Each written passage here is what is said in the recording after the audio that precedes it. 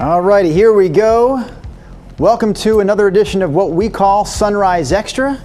We have just one female on today's panel, Nina Melhoff. So Nina, I'll start with you. Simple question. Remind us what day of the week this is, please. Wednesday! It is a Wednesday, yes. Again, this is Sunrise Extra. You probably recognize Rod Hill as well. The other person in the mix here, Kyle Camberg. He is the Executive Director with the Sunshine Division, the Portland Police Bureau Sunshine Division. Good morning to you, Kyle. Good morning. So the reason we're bringing Kyle on to today's show is because we just entered into a partnership with our friends from Safeway and Albertsons. They launched a program called Nourishing Neighbors, and they did this to respond to the impact of COVID-19 because we know there are a lot of people.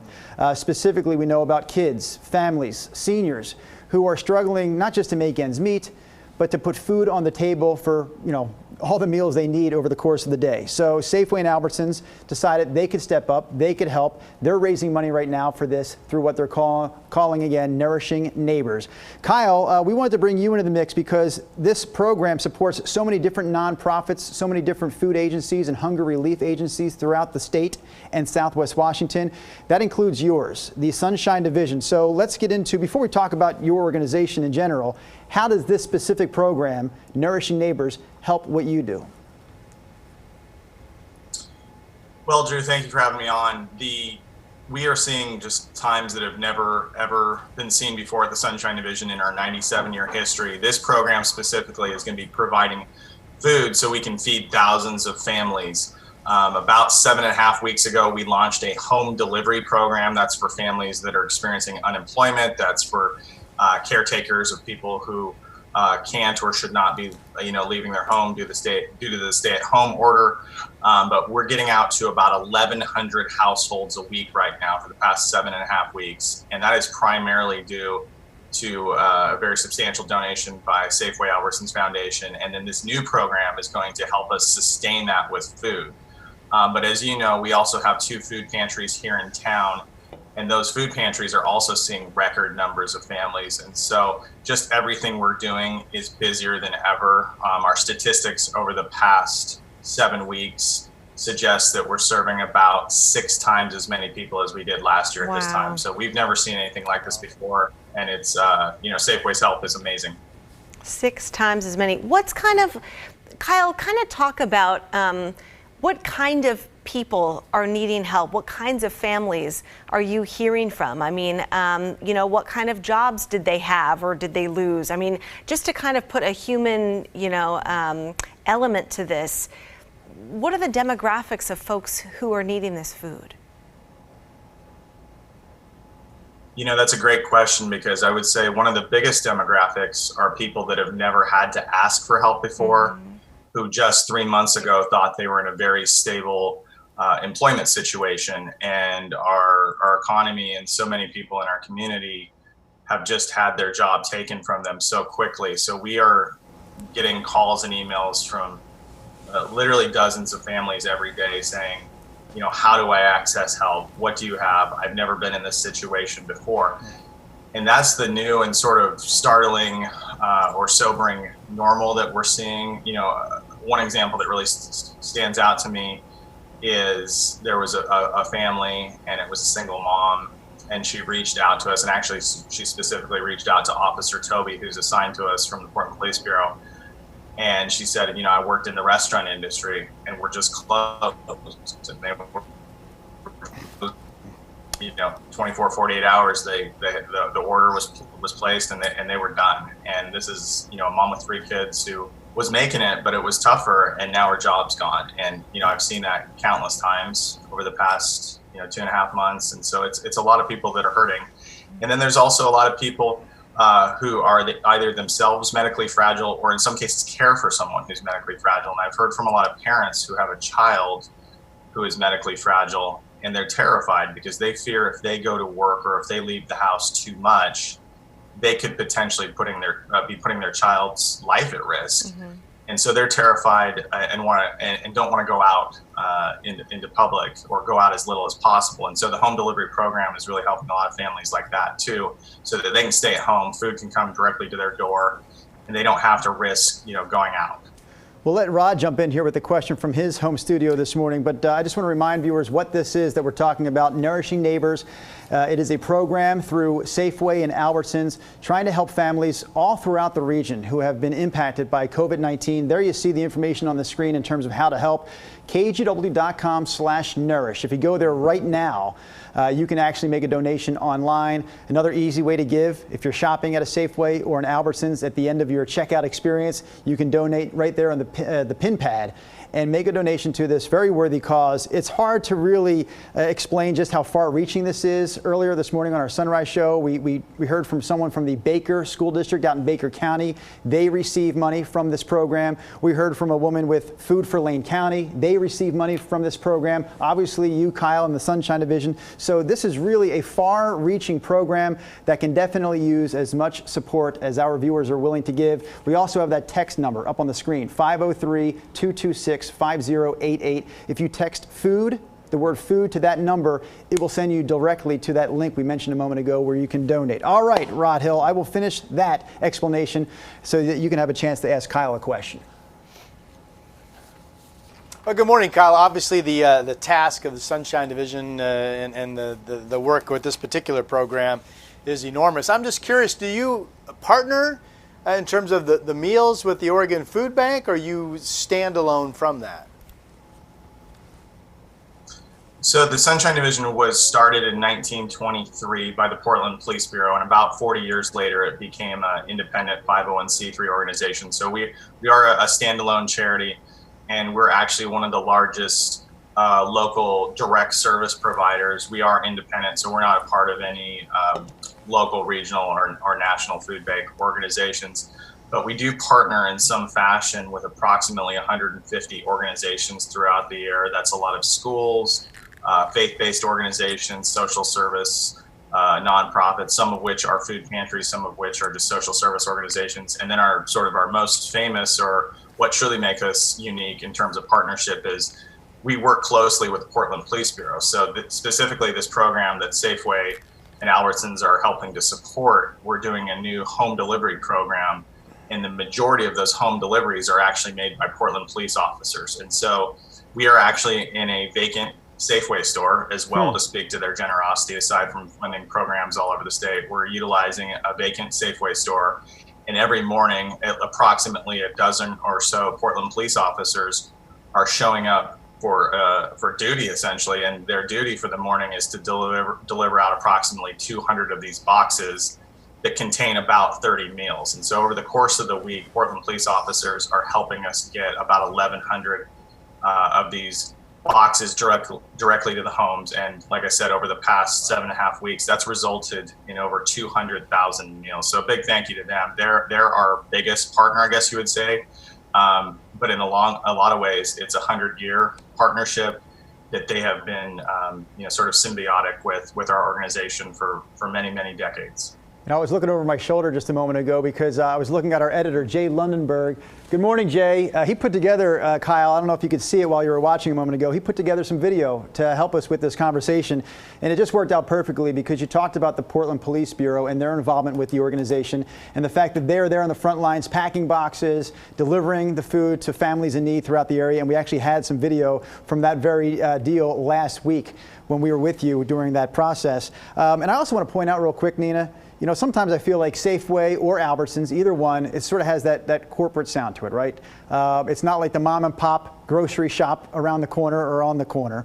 But we've done so much with that organization, Safeway and Albertsons, over the last few years with a bunch of our different drives. And really, in the Portland area, Southwest Washington, throughout Oregon, they are very local feeling stores. And so it doesn't matter which Safeway or Albertsons you give at during this Nourishing Neighbors campaign, that money will stay in that particular community. So if you're out there in Eastern Oregon making a donation, it will help benefit organizations there in Eastern Oregon. Same deal with Portland. If you're in Portland and giving, you'll help out organizations like Kyle's, the Portland Police Bureau Sunshine Division. Mm-hmm. So you can buy, of course, things at the grocery store. You can donate at the register. But Kyle, if you have a great stocked pantry. What are some good kind of ideas to give to people about stuff to throw in a bag to donate to you guys? What do you kind of need? What are some popular things? Drew, what's up? I'm curious that if you can even do that now. Can people still donate food? Like, can I just take food out of my pantry and give that to you in these times? So that's both great questions. Under normal circumstances, I would say focus on protein. Dealing with what's going on right now, I would recommend, and just like Drew, you've alluded to, in whatever community you're in, because KGW reaches up across the state, go to your local food pantry that is directly helping people and make a cash contribution. That organization is likely going to have far better buying power than you. Or go to your local Safeway, Albertsons, and make a donation at that register, because again, as you mentioned, Drew, whether you're at the coast, Eastern Oregon, or in the I-5 corridor, Safeway is going to partner with organizations, not just Sunshine Division, but literally dozens across the state throughout the year.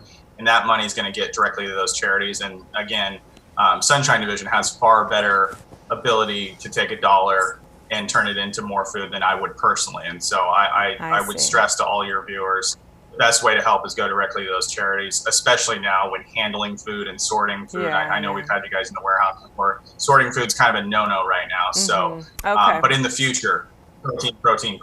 Good to know. Hey, last week we did a fabulous story on a guy who is turning 100 years old this coming August. He is a former police officer with Portland Police, and he was the former captain of the Sunshine Division way back when. He is walking 100 laps around the track at Denaway Park in Southwest Portland.